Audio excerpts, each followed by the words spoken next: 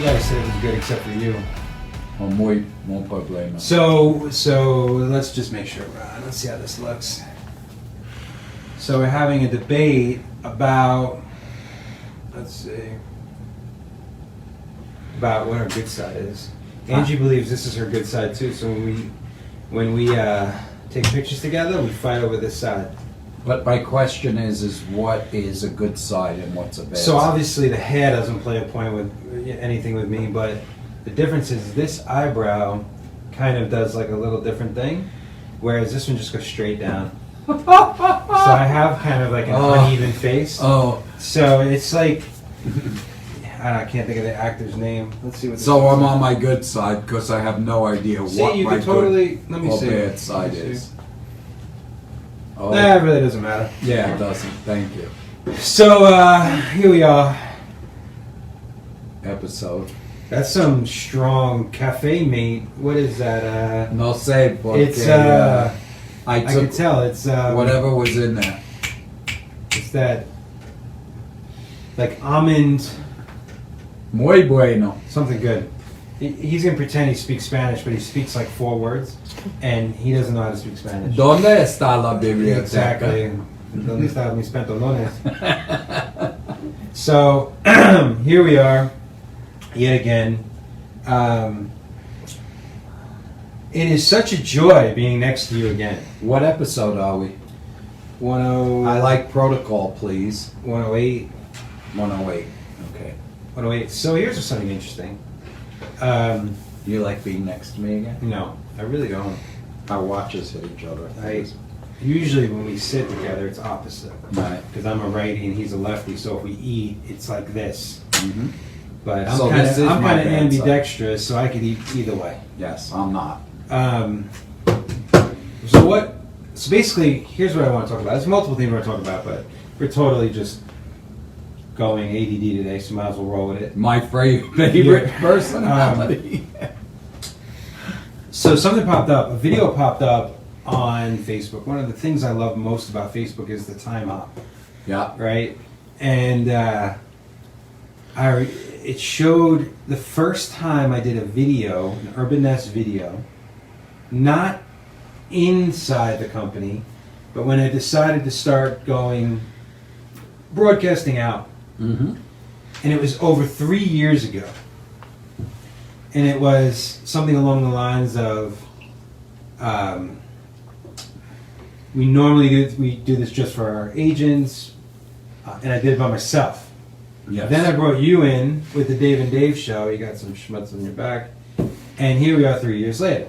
Mm-hmm. And I don't want to call us like trendsetters, but now almost every brokerage has like a show. Yeah. Which is a good thing. I think the more brokers get in front of their agents and in front of the marketplace is a good thing, because hopefully they're spreading the word and communicating more on the value of a realtor and what not to do and what to do. So that's number one.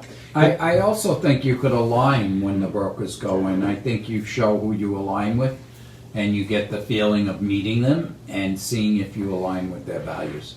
So I agree with you. I don't like the way my shirt looks at all. Well, I don't even like that I could see the camera. I don't like hearing myself. Well, on Zoom, you're looking right at yourself the entire time. The entire time. I look at you instead. That's why my eyes are Let's see if it going. looks better like this. No, that doesn't look good either.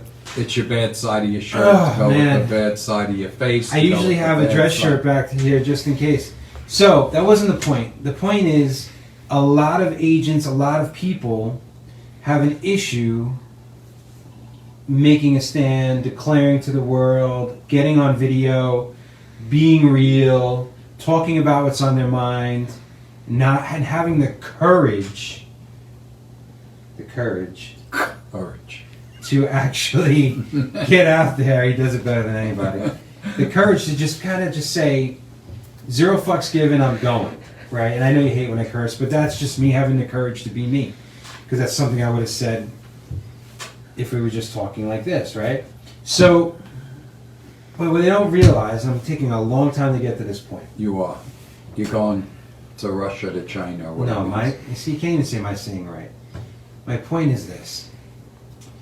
when you see it look natural for us, or we're talking to the camera like we're talking to you, or we're just feeling comfortable, this didn't happen overnight. It took 3 years, 108 shows, both of us being First time I was like this. president of the association, when you had to be on live TV and things like that. Like, it's reps, it's practice. Like, you have to do it over and over and over again to get comfortable. And one of the things we teach here, and I'm sure you've heard this 1,000 times, is you have to be able to be comfortable on video. It was a requirement 3 years ago. It's even more so now. You're missing the boat. You're not communicating directly with your friends, your family, your clients, your people, unless you get comfortable on video. And it doesn't have to be perfect. You just have to be sincere. You know, I've seen flubs and things that people, which we all laugh, because if we can't laugh, we die. But the sincerity of what you're saying is the secret in life. I would argue, I kind of want to see how this looks. Very clear. Very nice. Very clear. Much Very clearer. nice. Much clearer than Zoom. Very nice. And we're back together again, and I can hug you. I would argue that the less produced it is, the more it resonates with people. It's real. People get really worked out on how they look on video, like what they do, and if they're heavy or. I hate the feedback of my voice because it shows such a New York accent. So I don't listen to the. And here's the thing, that's the way you look. That's the way you sound. Right. That's who you are. So just get used to it. It's the truth. So I got to lose 20 pounds and go to it is what it a is. voice class. So but I you could you sing. still show up to a listing appointment. You're still going to show up, and you may think you don't look and sound like that in person, but you do, and people love you anyway. Because the truth of the matter is this: they don't care. They're not judging you, maybe a little bit, but they're a bit more busy judging themselves. They're more worried about how they look and how they feel and what they're thinking, to even be giving you that energy. And that's why the message is so important, because all the rest is caca. Yeah, like I'm looking at it now, and I'm like, there's a ton of things that I would change in a heartbeat. So it is what it is. Like, I'll never wear this shirt again to this Dave and Dave, like everything about it. Okay, so we have two main topics today. I thought those were the topics. Such an asshole. Not a COVID cough. No, That's a allergy cough. we have our vaccines, and today on TV, for those of you who want it, I'm never forcing, they said that at Cashman you could pick the vaccine you want. So if you're in doubt, please go get Look one. how clear my skin. It almost looks like I have Botox. Oh, It's so beautiful clear. skin. Yours not so much. I had a two. I can see you behind me, though. So, all right. So the major topics of this. I don't have my phone, obviously, because it's right here. But we're going to talk about. Usually, we do two topics. One is more about mindset, and the other is about the market. Maybe I should name it mindset and market and mindset, whatever. Like, ebony and ivory. So. Let's go into. You want to do the market first? Yeah, let's do the market. All right. The market. Go ahead. Go ahead. This is what I said. The market had shit. It's supposed to be has officially. The market has officially tripled itself since 2012, with a median price of $354,000. So when Median's different than average. Right. Median means the same amount above and below. Right. And when I was president, it was like in 2013. Yeah. It was like 119. It Yeah. was So it so was that. bad. It was so bad. In 2012, it was 118. Yeah, it was so bad. And in 08, I think, or 07, it hit 315. Right. And it just crumbled. And now we're soaring. 355. So if you do some quick math, 3 times 118 is 354. And yeah. And I was thinking last night, before we get too much into the numbers, I was driving around, and now I could really empathize with people who either had COVID or wanted just to go out, there's not a lot of options.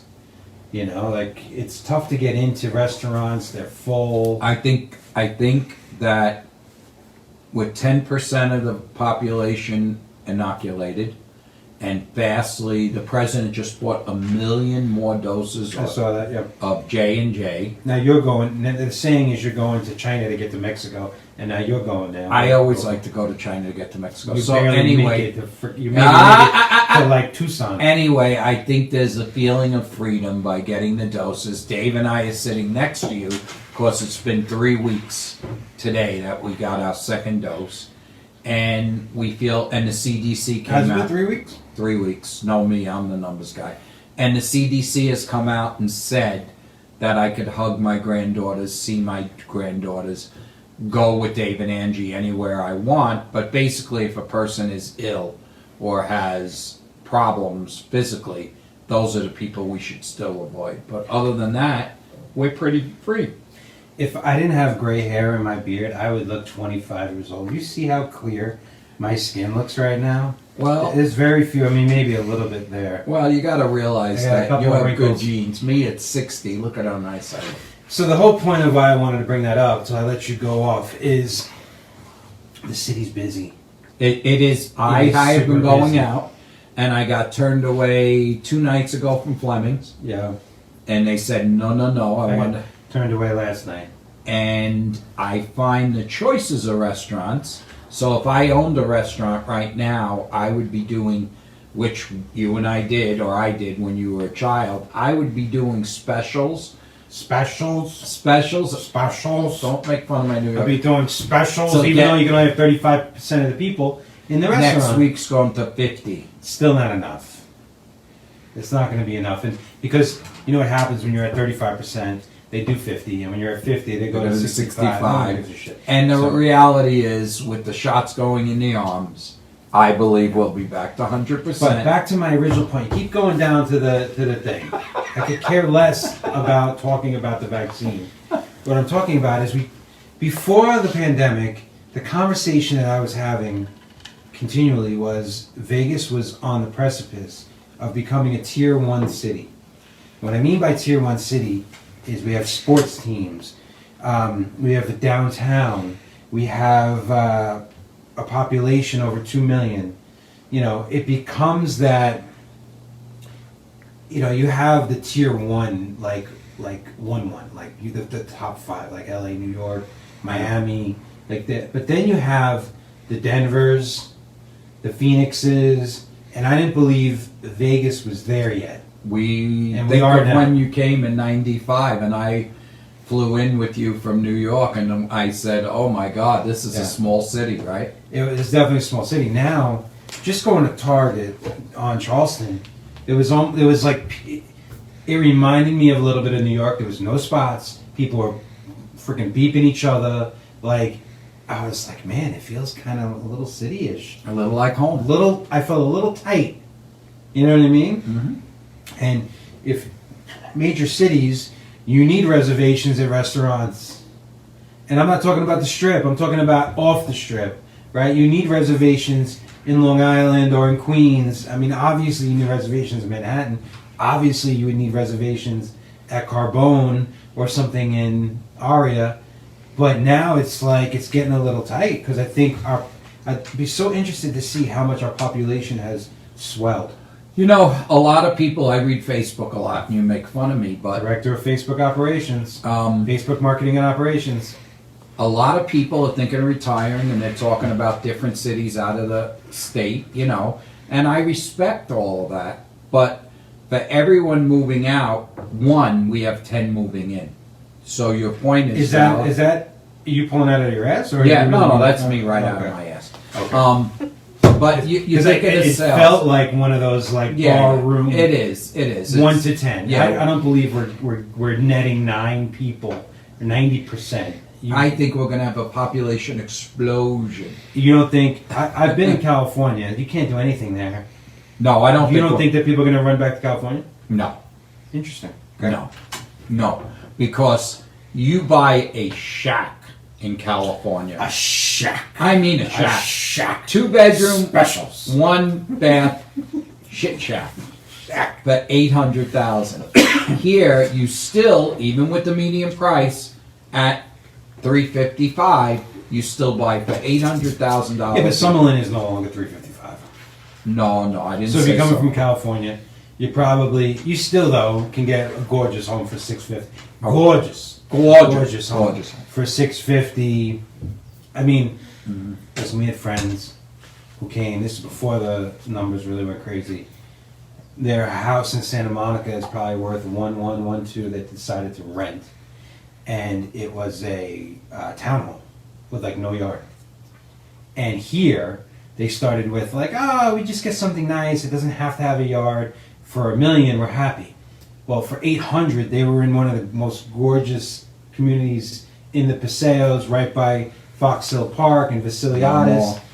They probably made $100,000 already if they If wanted not to. more. You could probably sell it for like $1 million. But understand this. But that's actually interesting. Right. Now they would, all things being equal, I think they'd rather live in the Paseos in a 3,400 square foot 2-story Lennar Then that's- versus that's Santa right. Monica and being just completely like this tight. Yeah. But if it goes up too high, then people stay in Santa Monica. True, Right. but it's proportionally going up in California, and this is this is what's going on. The market, the interest rates went up a little bit, and people are starting to pull back. Don't pull back. Look at the price. Look at your mortgage payment, and judge where you want to be and what you want to do. Or if you're a buyer, that's that little window of opportunity where the prices go up a little bit, or excuse me, the rates go up a little bit. People hesitate. You don't. You go. You get the house. You need a little plateau, a little window to jump. You know, it's a funny thing. They're talking because some of the rates are up to 3 Making 1/4. me burp like crazy. Well, I'm drinking coffee and I'm not burping. Oh, just special father and son there. He blew his burp towards my mouth. Thank God I have you my know, COVID like shot. you got me so frustrated last time. Yeah, I'm in such an obnoxious mood because I just want to bust your balls the entire time. And I can take it like I can take it. Oh my god.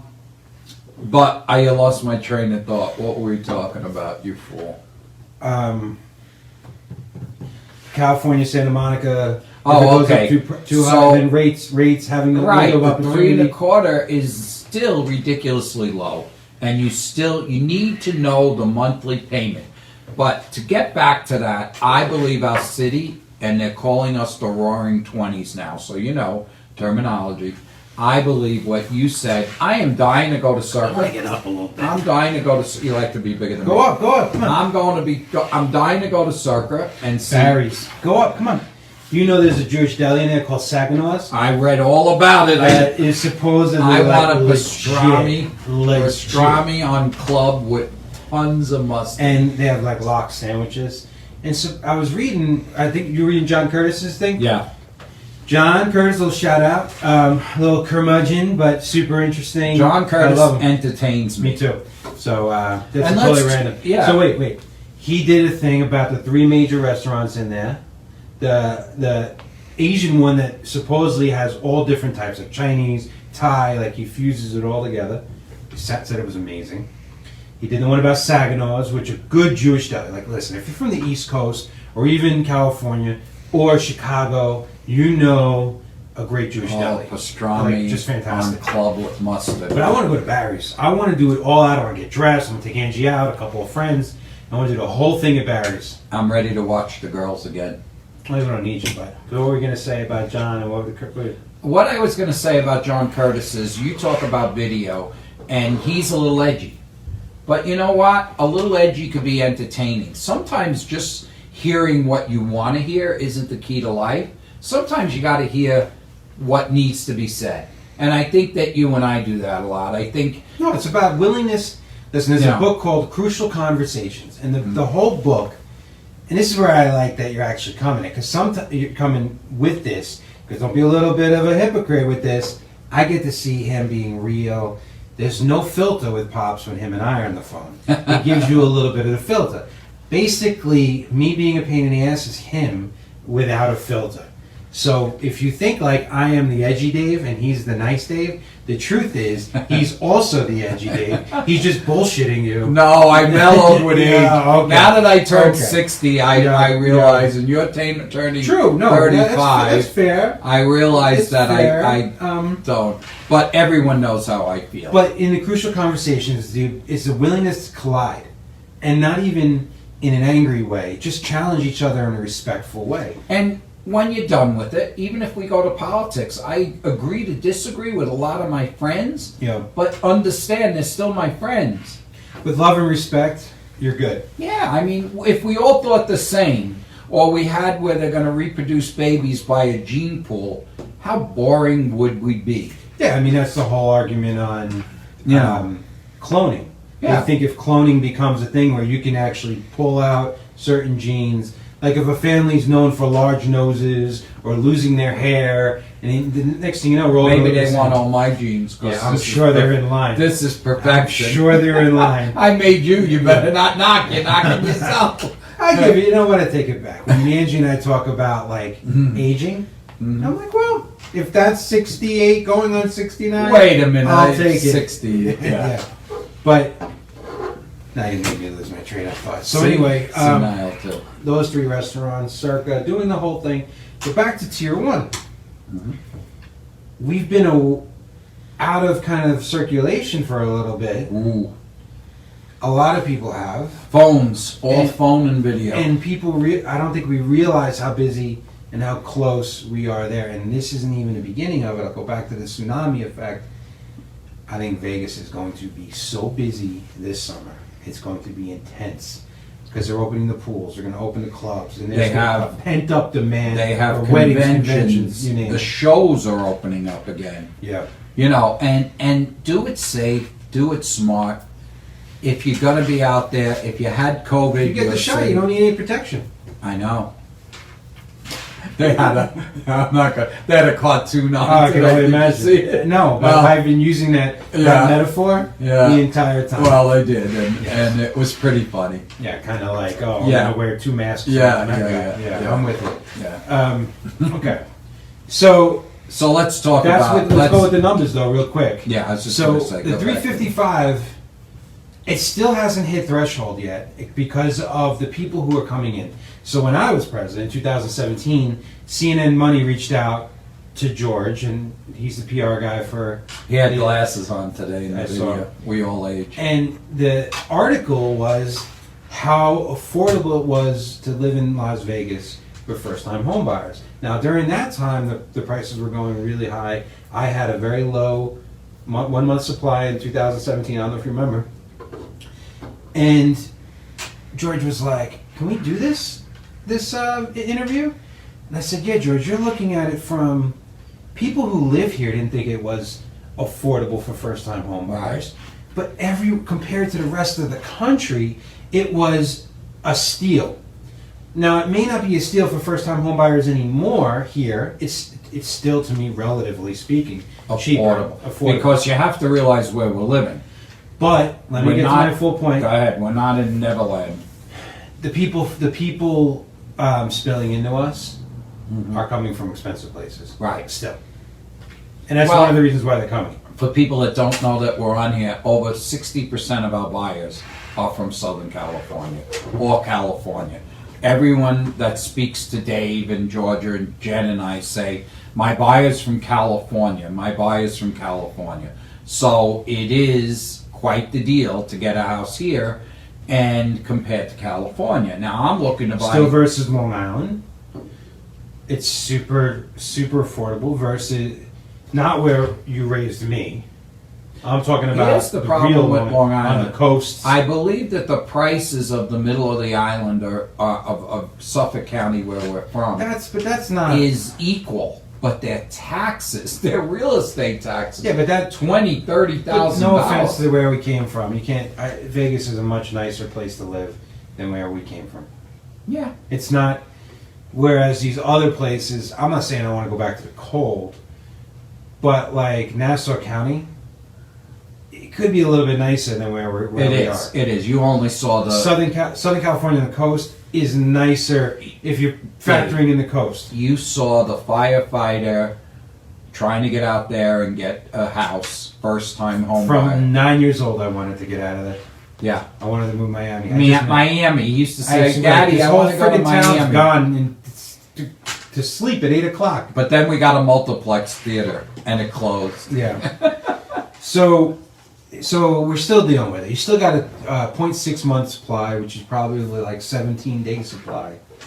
Still multiple offers, but I do believe that we're going to see a softening of the stock market, Bitcoin, and the housing market. I agree with all those across the board. And I don't know if it's going to be this plateau and up, or if it's going to be this plateau and a little dip. We shall see. But the plateau is there. And what he was saying is, you don't know. You don't know what you don't know. It's kind of like with Urban S, we always joke, like, you don't really get the experience until you're here. We can market the shit out of you. Until you're here, you don't know, right? Same thing with rates. You think that maybe 3.25 is high because you're comparing it to 2.5. And a year from now, maybe 5.5. Maybe 4.5, 5, and you're kicking yourself in the face going, yeah, I could get a better deal on a house, but I can't get the same rate. I can't afford as I'm much. going to put in a little, for the naysayers out there that say this market, this market is crazy and I'm not going to buy now. I have a solution for you. Not the people that want to own a home and know they have to own a home. Go and buy a house at the 3.25 rate. It may dip down again, but don't pay over appraisal. I don't think it's going to go into 3 again. I don't either. I don't either. And you got a great refi. I'm signing my refi today at 4. Yeah, you got a great 2.88 on a jumbo. Yeah. Thank you. A little shout out to Nikki Pecoraro over at City National. If you need a jumbo loan, their rates and their programs are fantastic. Nikki is in West Charleston, right next to Red Rock Casino. The City National Arena, and then the City National Bank, right there. And next to WeWorks. But a great, great friend and a very smart woman. Now, that being said, what I'm saying is if you're afraid of the market, don't pay over appraisal if you're a naysayer. If you're saying I'm not paying a nickel more than it's worth, go with your appraisal, but get in. Don't sit on the sidelines for waiting it to get better, because as Dave said, here's the good part. Next month it'll be 44 years for me licensed. Dave is over 20. 20 this year. We watch. I get my pin at GLVAR at the Las Vegas Realtor, and I got in trouble because I jokingly said this should be a retirement. So what I'm saying is, at 3.25, pay the appraisal price then. If you're afraid of an inflated price, pay what the appraiser says it's worth, but don't get out of the market. Don't be afraid to jump in the market and wait 6 months where the prices get even higher and the interest rate gets higher.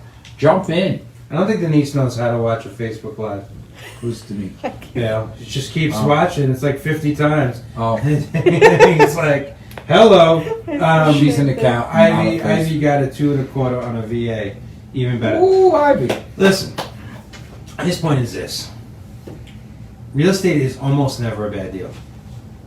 It's when you're greedy you get in trouble. The people who got in trouble in 2005, they bought too many houses. Never again. Not only that, they bought too many houses. And they had, remember the loans? It was 0% down. And what about the 120% ones? That's what I'm saying. Like, they got greedy. You're greedy. I mean, you did fine. Put enough money down. You're not going to get hurt. You can afford your mortgage. That's one. It's probably one of the safest way for the average person to gain equity by paying off their mortgage and also gain appreciation over time. But you gotta go. It's a long-term play. In a world of like one click, you actually have to wait. Right? I'm sorry. So if you look at institutional wealth, what? She's still doing it? Yeah, like 50 times. If you look at institutional wealth, right? It's people who own real estate. And I always say, easy come, easy go. If you're a gambler and you're willing to lose all the money and you make big money, you're going to lose it again. And it's just because that mentality, I'm not saying you need to grind it out. That's his generation, right? If we don't do it the hard way, we don't earn it, right? And the new generation, unfortunately, they just want to drop ship. They want to Bitcoin it. They want to be overnight millionaires. It's a mix. It's hard work and having strategic risk. When I asked people in 13 and 14 why they weren't buying homes, they said, because how do I know the market's going to go up? I wish I had 100 homes. Why do you think I'm in cash right now? Everyone thinks I'm nuts. All you hear is, you get money in the bank, you're going to lose money, lose opportunity. It's like, well, that's interesting. When everything goes on sale, from businesses to homes, I'm going to be the king. Because the cash I have versus extrapolating it out because I'm going to be able to leverage it, it's like I'm going to go on a spending spree. I know. And listen, I'm not saying that to not spend money now, but because I will buy a house if it's a good deal right now. And the point I'm making is finite inventory. There's more demand than there's supply, and I believe that's going to be at least for the next decade. And what I'm making is, you're talking about an investment home. I'm talking about a primary home. If you're waiting now, buy your primary home. We don't have a ton of people saying, oh, I want to buy it for investment because it's the highest price. But if you're looking to buy your primary home, you're never going to get this interest rate again. You're never going to get what's going on again. If the price goes up a little, down a little, you have that payment, you could afford it, go with it. Or buy now, work your ass off, keep making a lot of money and saving. Buy when it's up, buy when it's down, dollar cost average homes. Buy always. Buy a house a year for the rest of your life. You'd be a rich man. You would. But or you guess could what? retire on 30 rentals and be able to go all over the world. But you're probably not going to have, maybe you don't have a Louis Vuitton bag, or maybe you don't get the really expensive car. Like, you got to be disciplined. Like, that's just the way you win. People don't lose because of decisions they make buying real estate. They lose because of all the other dumb decisions. Like, for instance, I'm done with freaking DoorDash. No offense, and I don't want to get in trouble. But it's extra like $10, $15, $20 sometimes. Drives me insane. I've never done it, so I don't know. It's freaking ridiculous. I drive to it and pick it up. Okay, so how far are we in here? Oh, right on time. Okay. So, this is interesting, Pops. I was at California this weekend, and Angie had a Tony Robbins event online. Unfortunately, we had to miss it because the same weekend of an event we really wanted to go to. Our friends were getting married, and so we were like, all right, obviously we're going to miss it. But we still were able to listen to it in between, just some downtime, getting on the plane and whatnot. And the majority of what Tony Robbins has ever talked about, his events, I've done my time. Like, I have many mentors. I'm always seeking more knowledge, a way to level up and go. So what he says, I rarely, I can almost finish his sentences. Right, because you know him. I know his theories. He, a great trainer, mentor, coach, stays on message. He may add in stuff. But he made this comment. He said, the secret to life is, right? And in my brain, what, I left you hanging too? No, I'm curious to see what the answer is to you. So I was like, man, where is he going to go with this? I actually can't remember what it is. Right. And, he has a saying, the secret to living is giving, but that's not what it is. And I was like, where is he going to go with this? And he finally said, the secret to life is to raise your standards. And it threw me off because I don't remember him saying it, but then he started explaining it. And he means by raising your standards is, if you raise your standards in your relationship, you're going to have a better relationship. If you raise your standards for yourself with your body, you're going to have a better body. If you raise the expectations and the standards on your business, you're going to have a better business. It's literally doubling down, and it's basically That's a commitment to expansion and growth, right? Which you're either growing or dying. And I was thinking about it. I started texting Danny because poor Danny, when I get crazy, thought, and I was like, that's kind of what we did here, right? So we're continually raising our standards here. And it's tough. It's difficult to raise your standards when you're successful. Because it's easier when your back's against the wall. Agreed. Because when your back's against the wall, you literally have nothing to lose, right? So raising your standards is basically just going for it when you either don't have anything or you're going the other direction. Like, for instance, if your wife or husband says, I'm leaving you, it's easy to raise your standards there. If your doctor says, you know what, like, you're going to go on pills for the rest of your life, or you may lose your foot, it's easy to raise your standards there. But it's very difficult to do it when everything's going well. And I would argue, and he didn't say this, but I would argue that's exactly when you need to commit to raising your standards. And it's a difficult conversation in real estate, whether you're a real estate agent or whether you're an owner of a company. So let's unpack this. Let's go from a owners of a company standpoint. Still, everyone thinks we're insane for capping our company at 500 agents. They're like, how are you going to grow, right? It's so easy to be like, listen, our agents are doing well, we're doing well, and depending upon the month, we're fourth in volume, we're fourth in... Well, they have to understand, we're going to grow at 500, just not on numbers of agents, but numbers of transactions. That's where we're looking for growth. Well, so that's when we said, okay, how do we raise our standards and how do we grow? And the conversation was, when I was president, I kept seeing a reoccurring theme in our industry. And the theme was, first there's this danger report that NAR did, which could have been one of the most innovative things they've ever done.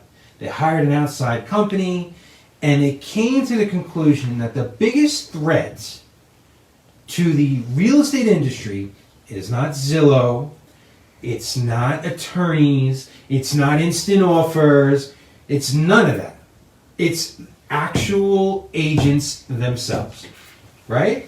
Which I believe was one of the most honest and vulnerable and raw and real ways you could describe it. And They were very innovative on that report. And then everyone ignored it. Right. And I said all the issues from a local and state and national level is the fact that it's difficult to raise your standards when you are so focused on the growth of just the size of the membership rather than the growth of the individual member. Right.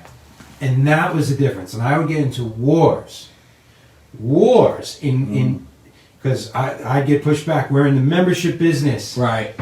We need to keep our numbers up. More realtors, more dues, more lobbying, more dues, more services. That was the thing. And I said, no, less agents, charge them more, because then we have a bigger pot. We can invest more into each agent. Because it's tough to invest. And we would basically be working towards the lowest common denominator. Right. And even now when we look at numbers, we'll see an agent's number and go, wow, she's a superstar. Not that she's doing dirty work, not that she's helping anyone, but numbers judge her a superstar. And then Yes. you may have someone doing 12 that's giving back to the community, that's helping. Though there has to be more in life than numbers. Yes. So even in our managers' meetings, we have probably let go of, listen, we're a big company. We have about 465 to 475 agents on any given week, right almost at that 500. And I don't know of another company that has asked an agent that is miserable and unhappy and bringing no value to anyone and just everyone runs for the hills, but yet she does 35 deals. And I was adamant about asking her to leave the company and saying, you're no longer welcome here. And most brokerages, and I'm telling you brokerages out there, I know it's hard, but long term they're hurting your company. They're a cancer to your company. And it's hard to let them walk away. Now, you don't just do it. You give them the chance to rise up. Like, listen, you coach them. But if they don't, they don't. But the interesting I'd rather have 5 agents doing 7 deals than one doing 35 that's just not happy. The interesting point that you're not talking about is the brokers never ask us, that take them, never call us and say, why? Why would you? Well, I won't out any brokers because I'm gonna respect their I'm privacy. not giving But you a I've name called the brokers and been like, listen, the last time I let someone go and you got a lawsuit with this agent, you said to me, why didn't you tell me they were coming? This time, I'm telling you, they're both coming to your company. and they still took And them. so took them. And I'm not saying, listen, I'm not trying to be self-righteous. I'm not trying to, my shit doesn't stink or his doesn't. But hopefully when you hear it, when people say Urban Nest, quality company, I love working with your agents, Dave and Dave are fair, honest men, even if we don't get along, or there's still a respect that we're going to do the right thing. It's the number one value of who we are as individuals and who we are as a company. And that is raising your standards. So back to the original point, I'm fighting this fight on a local, state, and national level, to the point where I was ready to run for president of the state. I was going to probably win in a landslide, right? We could agree. I had all the votes. Yeah, you had all of us. I was on the fast track to NAR, the whole nine, Oh, they loved you. and I walked away because I was like, you know what? They're not walking the walk. No, they're not committed. Now, don't get me wrong. There are some outliers, and you guys know who you are out there, and I love you for fighting the fight, right? But I said, maybe I'm the hypocrite. We need to do this at our company first. And we were already doing it. We could have been at 1,000 agents already. We could have been exactly like the company we came from. Right. And we didn't want to be, we were like, we don't want to become what we left, right? And nothing against them. They want to do it that way, it's all their right. But we said, no, less is more. We could do more with less agents because you can't just chase the money, Pop. And I was writing Hall of Fame cards. Little shout out. Our number one, we have a thing called Hall of Fame at Urban Nest. They gave me the Hall of Fame before I left, right, for the GLVR. But Hall of Fame for Urban Nest is someone who's been with us for 5 years, is a producing agent, and is involved in their community or in the industry. Mm-hmm. But the number one thing that is very hard to quantify is they exemplify who we are and what we stand for. Yep. Right? And this year we gave it to. So the first one, you want to say the first one? First one was our buddy and best friend Eileen The Pettengill. number one, first agent ever joined Urban Nest. Right, blind. We didn't even have a door open, Yeah. and our licenses got processed, and she joined. And she is still a productive, honorable, great friend. I call her my friend. And she's such a quality person. Right. This year we had kind of Two, but one's a team. One was Faith Harmer, who's been with us now for 7 years. No, stronger, more ethical, do the right thing. Real estate is my business and my life. And we watched her entire journey. Yeah. From a single agent to having a part-time assistant, having multiple agents, to having multiple assistants, to having now a full business within a business, and doing 100 transactions a year. But even more so, quality person that has become an amazing friend of ours. In our 9 years, and I think she's been here seven, I have never had someone call and complain about Faith. No. That's quite an accomplishment. And then the other two are literally our family as well. Heart and soul. Azim and Sarah Jessa, they've been here from almost day one. I looked it up. Azim was here, and then Sarah finished up the deals. And came. You talk about walk the walk and talk the talk in their life and in real estate. These two, there is no other couple that live to do the right thing in real estate. In their faith, in their marriage, with their children. Yeah. The way they do business, all relationship based, stepping up, raising standards. Both of Azim and Sarah and Faith and Eileen, it's all about raising your standards. Right. But I found myself, when I start, you know how much I love writing these personal cards, right? And I never really know what I'm going to write. I kind of just let it happen. Mm-hmm. And what I noticed, I say this all the time at a top producer award or a Christmas party or a holiday party, whatever we have, and it always comes back down to the relationships. Mm-hmm. And that was the most unanticipated thing for me back in 2012. right? Because when you're opening a business, you want to make money, you're taking a huge risk. It's really financially motivated and you're financially driven.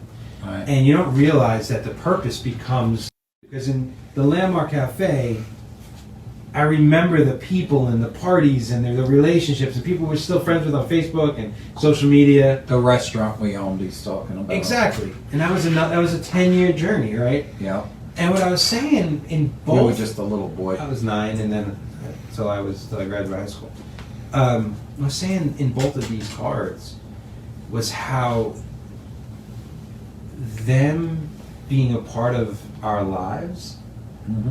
is the most meaningful part of it, of this journey. And to give you an idea of what Azim and Sarah call me, my name to Azim and Sarah is Papa Dave. Papa Dave. That's what they call me, and that's how they feel with me. And I never loved the feeling them being called Papa Dave by the two of them, because I know what it means to them.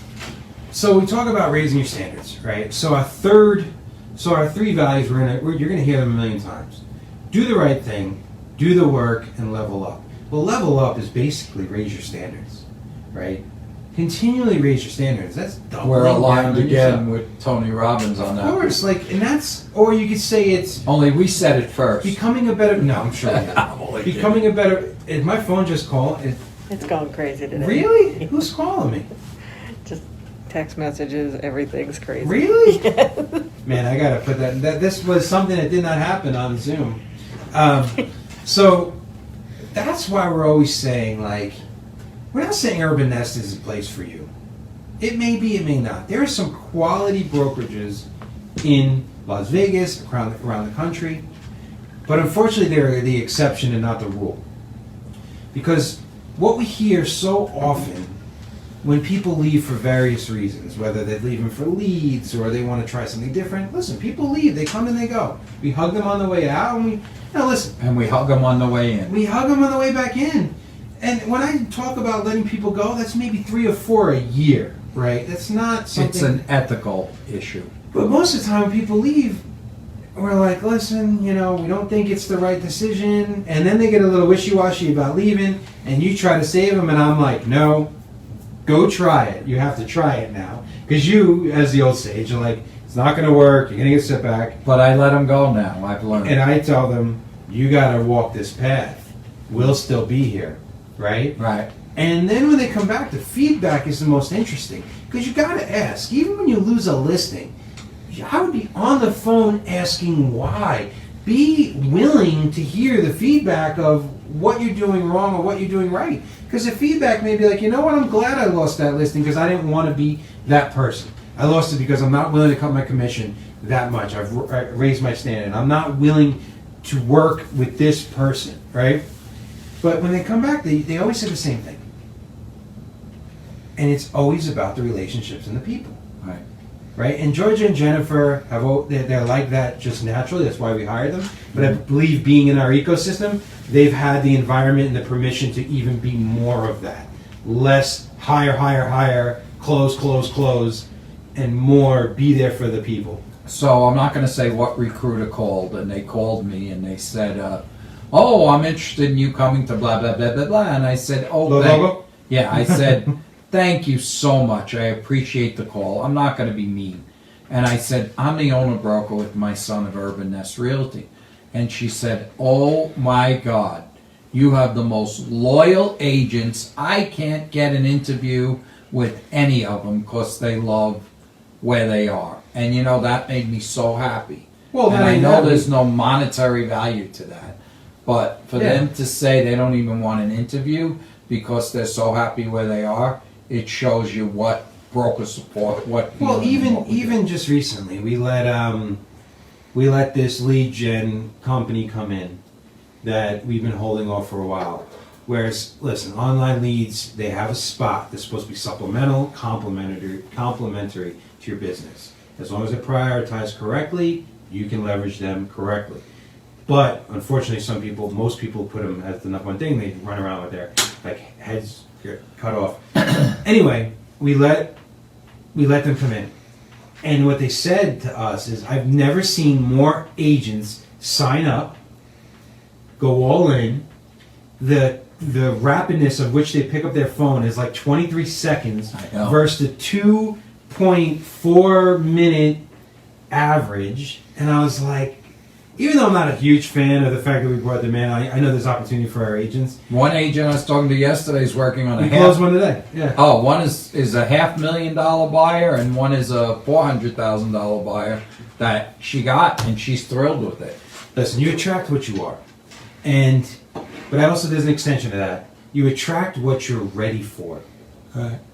So you may not be ready for us, right?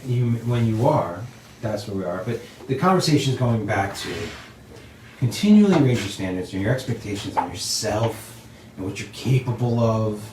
And the whole thing about standards are, and this is kind of a new way of looking at something that I've looked at multiple times, standards are almost like commitments or goals, right? So if you raise your standards, you have to raise your commitment. Mm-hmm. And what happens is you raise your standard first. You're not ready for that standard, maybe. You're not that standard, but then you have to become it. So the thing I was texting Danny was, like, we keep raising our standards at our company, and I'm like, it requires us to become that standard. We have to start acting like that standard in order to become that standard. Right. I Right. agree.